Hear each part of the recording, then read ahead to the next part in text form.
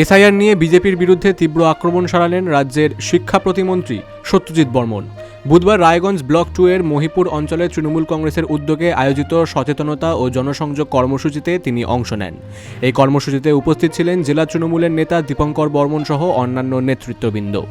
সাধারণ মানুষের মধ্যে এসআইআর নিয়ে যেন ভয় বা বিভ্রান্তির সৃষ্টি না হয় সেই বার্তাই দেওয়া হয় তৃণমূলের পক্ষ থেকে।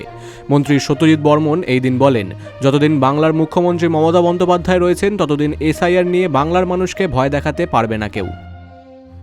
আজকে গোটা ভারতবর্ষে বিজেপি সরকার যেভাবে সাধারণ মানুষকে হ্যারাসমেন্ট করে চলেছেন, মানবিক মুখ্যমন্ত্রী মমতা বন্দ্যোপাধ্যায় এবং অভিষেক বন্দ্যোপাধ্যায়ের নির্দেশে আমরা প্রত্যেকটা পঞ্চায়েতে যাচ্ছি। পঞ্চায়েতে গিয়ে কোথাও মন্দিরে পূজা দিচ্ছি কিংবা কোথাও পীরের মাজারে আমরা চাদর চড়িয়ে প্রত্যেকটি বুথে বুথে যাচ্ছি এবং বাড়ি বাড়ি যাচ্ছি। বাড়ি বাড়ি গিয়ে সাধারণ মানুষ যে এসআইআর এ হ্যারাসমেন্ট হচ্ছে, আমরা সাধারণ মানুষকে দেখছি যে এসআইআর এর ফর্ম ওরা পেয়েছে কিনা, এবং ফর্ম পেয়ে গেলে আমরা ওদেরকে আশ্বস্ত করছি যে আপনারা যদি ফর্ম ফিল আপ করতে পারেন ফিল আপ করবেন, না হলে আমাদের BLA 2 আছে, ব্লক বুথের সভাপতি আছে, বুথ কমিটি আছে, অঞ্চল সভাপতি আছে, অঞ্চল নেতৃত্ব আছে, ব্লক নেতৃত্ব আছে, আমি আছি, সবাই মিলে আমরা আসবো, যে যার মতো টাইম করে আমরা আসবো, আমরা সুন্দরভাবে আপনাদের ফর্ম ফিল আপ করে দেবো এবং আপনারা BLO 1 এর হাতে ফর্মটা জমা দিবেন।